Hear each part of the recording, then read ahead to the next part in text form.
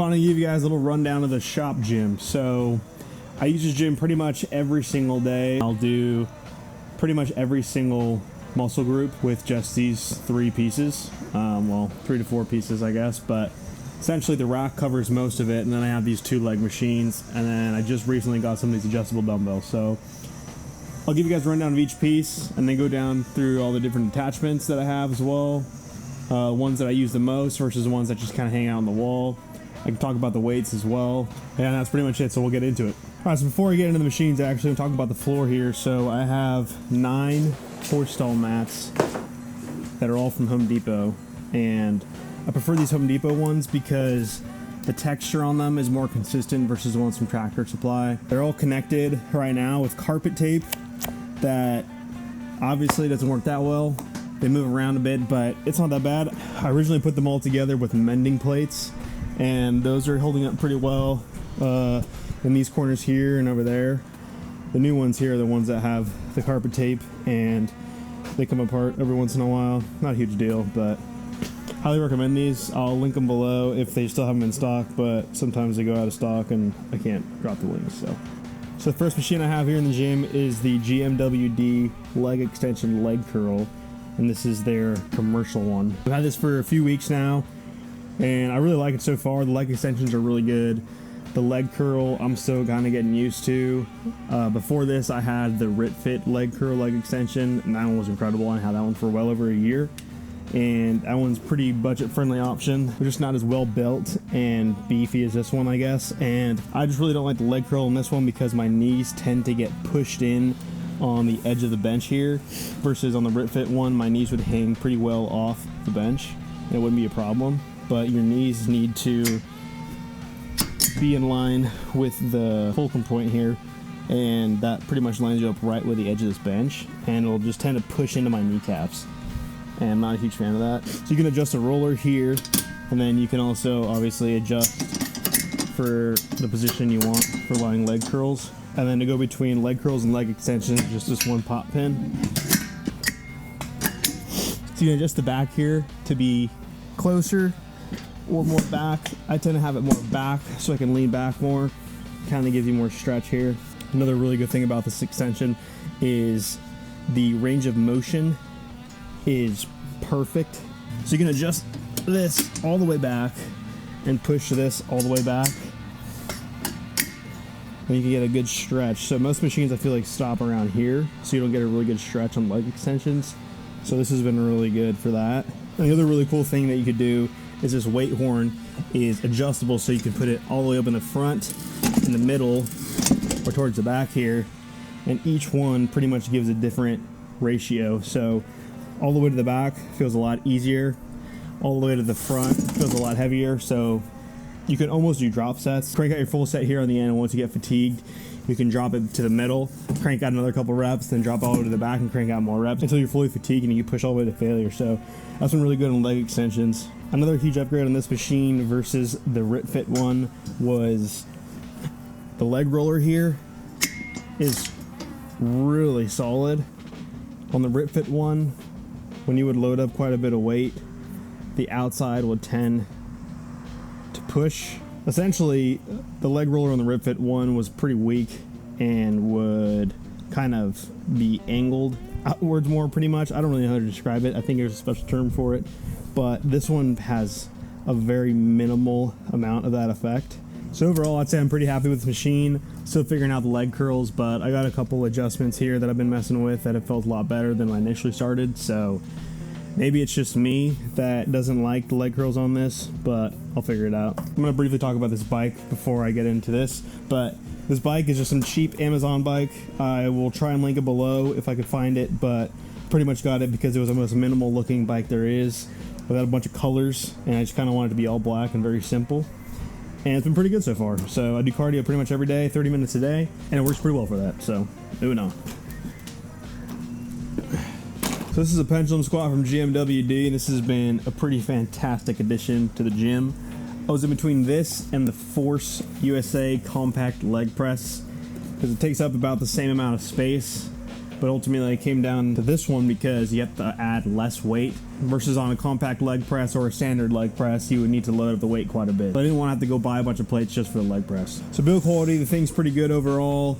It does kind of wiggle just a little bit, but it really doesn't bother me when I'm actually using it. The foot plate is adjustable to where you can have it lower down here, or you can bring it up higher, or come down here. So depending on how flexible your ankles are, or how you want the weight distributed, you can adjust it. So you just unlatch the safety latch here, and the range of motion on this thing is incredible. So you can come all the way down. My heels are coming up off the platform, and my hamstrings are touching my calves. So you get full range of motion here, and all the load is off of my back. So it really engages your quads, and that's kind of the main reason I got this machine. Was some days I just don't want to do squats because my back is just not, I'm just not feeling it, and my back will get hurt. And this kind of takes all that out of the equation, and you can just focus on your quads. So I highly recommend this machine if you're looking to get a pendulum squat. It is a pretty budget option. Every between this and a compact leg press, they're around the same price. This one, granted, it is kind of just one motion, versus the compact leg press is a leg press and a hack squat. But I chose this because it gives my quads the engagement that I was looking for, and I don't need to load 8 plates on the thing. All right, so for my bench, I just got this a couple days ago. This is a RitFit Gator bench, and this is a massive upgrade from the last bench I had. But with the Gator bench, the main reason I really wanted this was because of this headrest. So first off, the bench is built like an absolute tank compared to the other one. It's pretty heavy. There's a lot of upgrades on this thing. So first thing being the headrest. So the headrest you can adjust, where you pop this pin and you can adjust it in different positions or come all the way down. And the reason I love that is for when you're doing shoulder press, you can get it out of the way here and your head isn't hitting against the headrest, so you have room here for shoulder press. Same thing goes for chest movements. So swing this thing around here. Pop this in. So one of my favorite chest movements is kind of a high row slash pull down. I'll show you here in a second, but being able to have the headrest out of the way while you're up like this versus having the headrest here, it just makes a huge difference, and it feels a lot better overall. One issue I found is these rubber pads tend to fall off, which is not cool. Another thing is there's knurled handles here. So when you're moving the ladder on the other one, there was no handles at all, and I have pinched my hand in that thing, and it freaking hurts. So having these knurled handles here have been incredible. Another feature this bench has is these foam rollers, which these screw into the little slots here, which I haven't tested them out yet. I kind of wish they just popped in and out, because screwing them in isn't like the easiest, because you gotta like get the thread right, and as you can see here, it's like not super quick. So I wish they just kind of popped in and out versus threading in here. But once you have them in, you can use them for incline curls, so it keeps your elbows back here. I'm gonna try these out, but I don't really think you need these, because on incline curls I kind of want my elbows to fall back so I can get this full stretch. So overall, I'm pretty stoked on this bench. I have only had it for less than a week now, but in just those short days, I've noticed a huge improvement on this bench versus the other one. So if you're looking for a good budget bench that has a folding headrest, definitely check this one out.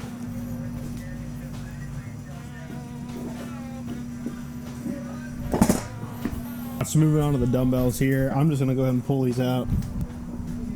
So before I take this rack out, I just wanted to show you, I got this cheap dumbbell stand off Amazon. I'll link below, but I specifically got it because it needed to fit in the middle of this rack. So it fits pretty well in here, and then the feet slide under this crossbar here. There are wheels that come with it, but I didn't need the wheels obviously because I just wanted to live right here in the middle. One problem I have is reaching in. There isn't much space obviously to walk in and grab the dumbbells, so you kind of have to awkwardly lean over and grab them. All right, so these are the MX100s by MX Select. These are the Evos. This is their newest one. I just recently got these probably like a month or so ago. So the reason I got these was that they seem incredibly durable from the videos that I watched, the way that they're built. They seem a lot more durable than a lot of the other options because I tend to drop my weights, and it seemed like you can't really drop adjustable dumbbells, so I didn't want to spend over $1,000 on adjustable dumbbells. They'll just break when I drop them. They go up from 10 to 100, so the starting weight is 10. It goes 10, 20, 30, etc. I got the outer weights so that I can do like 25s, 35s versus just jumping straight to 30 or 40. And those outer weights come with a little cradle here that snap onto the front, and they're just magnetic, and they slide here onto the handle. Pretty simple, pretty quick, just like that. Adjusting them is incredibly simple, pretty dang fast as well. You just pop the button here, rotate the dial to where you want your weight, and click it down, and that's it. Really easy and pretty quick to change the weight. I do kind of get stuck sometimes when I'm rotating this dial, which has been kind of annoying. You can adjust the dial a bit to loosen the tension, which I have done, and it definitely feels a lot smoother. One issue I did have was when they arrived, they had a little bit of mold on them, which was interesting. And these screws here in the inside are all weathered, so wasn't super stoked about that. So I just cleaned them up, and I mean, everything's fine, but it was kind of bizarre to have mold growing on them, so some moisture must have gotten in that box. Another thing I've been kind of annoyed with is when I set the weight back. So if I'm doing like a heavy press, and when I'm putting them down, it is kind of tough to put them back into the cradle versus just having 80-pound dumbbells you could just set right down in the stand. But that's kind of the trade-offs you have with adjustable dumbbells. Another thing I've found kind of annoying is sometimes when you put the dumbbells back, the plates won't align correctly. So one plate will be up, out of alignment, and the other one will be in, just like this. And it's really easy to fix. You just kind of lift it up and push it back into place. And I think that kind of happens because the cradles are adjustable, so I would just need to tighten them up a little bit more, which I did with another one, but it still kind of happens. So overall, definitely recommend these. Okay, and before these, I had these. So these are the weights from those standard Amazon adjustable dumbbells that have that spinning handle that sticks out like a freaking spear. So I got these Kensui adjustable dumbbell handles. So as you can see here, not the fastest or easiest way to adjust. These are the metal ones that I got. I meant to get the plastic ones because I had a longer bit here, but I accidentally did the upgrade to do aluminum, and I couldn't cancel it. It was a huge pain, so I ended up just getting these. And you can only load up to 40 pounds. So on top of whatever price these cost, I needed to buy a longer one. It was just super frustrating and annoying, so I never bought them. And I mean, these are good for what they are, but they are kind of a pain in the butt to adjust versus these. So that's why I ultimately ended up getting these. So before I talk about the rack, I'm going to talk about the attachments I have on the wall here real quick, starting with the leg press foot plate. This is for the Smith machine. A lot of people think this is pretty sketchy, but if you find the right angle and you figure out how to use it, it's not that bad, and it feels pretty good actually. I also have the tricep rope slash strap here. This is also from Amazon, pretty cheap. I recommend this for sure for pullovers as well as tricep movements. It really isolates the triceps and kind of gets your grip out of it. I also have the neutral grip pull downs from RipFit here, which are like the Mag Grip knockoffs. Those have been pretty good. I also have just a standard close grip pull down bar. I have the ankle straps here, which are pretty cheap off of Amazon. I use them for a lot of my shoulder exercises, so I'll do reverse delt flies as well as standard side laterals. And then I also have some bootleg, I forgot what brand makes these, but it's like the neutral single arm pull down paddle grips. These are really good for back days. I use these pretty much every single time I do back, so I'll link these below as well. And then over here I have the standard D handles, but these are from Blaze Fitness. These have bolts going through the handles versus the fabric going through the handles, which will cause it to eventually rip, which is what happened with my RipFit one, so that's why I got these. Then I have the standard, just metal D handles. And then over here I have a single pulley, which I rigged up for the rack to use for cable rows. It's like a little hack that you have to do to get full range of motion on these new arms on the RipFit rack. So I'll show you guys that later, but that's this wall. I'll move over here. So here is a leg holder that I bought when RitFit didn't have one. So this is some bootleg one I don't really use anymore because I have the RitFit leg holder, which is a lot better. I also have just the standard spotter arms and J cups that come with the rack. They're not great, they're really cheap, but they get the job done. I have this easy curl bar. I believe this is the rep one, and this is actually really good for triceps, biceps, and pullovers. And then I have my wrist straps, incredibly patriotic. Along with that, I have just a standard easy curl bar that I do still use sometimes. And then I have just the dip bars, which also aren't great. Not a huge fan of those, but I use them every once in a while.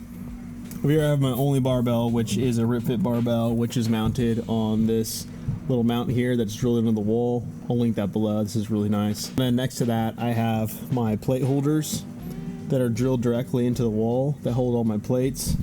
I do only have 4 steel plates. The rest are the RitFit bumper plates, which I pretty much never use anymore. Reason is because I had to stack up the weight stacks with bumper plates before I had weight stacks, so it was just standard horns and it was all plate loaded, so I needed a lot more weights. Now that I have the weight stacks, I pretty much only use the standard barbell plates. Alright, last but not least, I have the RitFit M1 Pro rack. I've had this for probably a year and a half now. I've had it for quite a while, and it's been absolutely incredible. Before this, I just had a really cheap bench, and then those really crappy dumbbells with the spears coming out of the ends.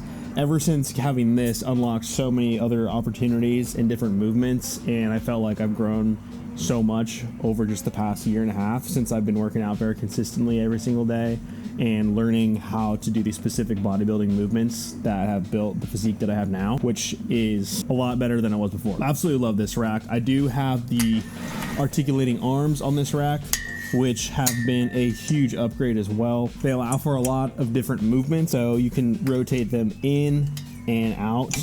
You can also go up and down. I drilled an extra hole on this upright here so I can move the cable trolley as high as it possibly can go. And with that, you can still do pull downs with complete range of motion.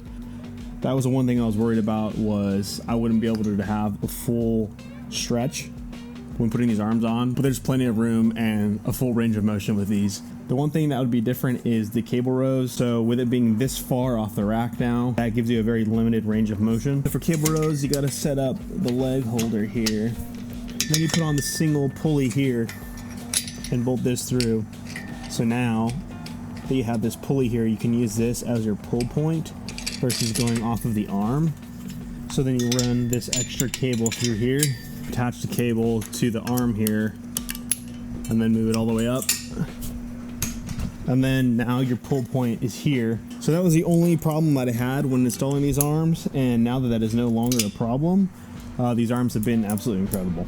So the other upgrade I have on this rack are the weight stacks, because before it used to just be the horns that you would have to throw plates on.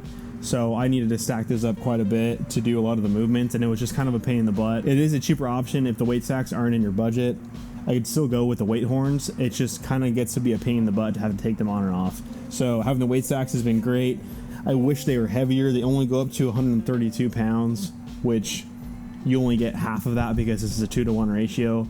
So I do still have to load up a couple more plates when I'm doing pull downs and rows, which is kind of annoying, but it is good that it has a feature where it has horns on the stacks itself so that you can throw on extra weight plates if you need to. I did also take off the little header that's on here. It says RitFit, and I put a piece of this barn wood on here just to tie it into the rest of the look that I have here in the shop.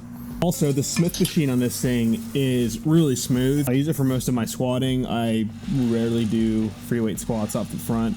I do sometimes, but it's just kind of sketchy when I'm in here all alone and I just don't want to hurt myself. So having the Smith machine as an option for squatting and being able to push to complete failure has been really awesome. And it's really smooth and it doesn't get all grimy and gritty like a cheap Smith machine would.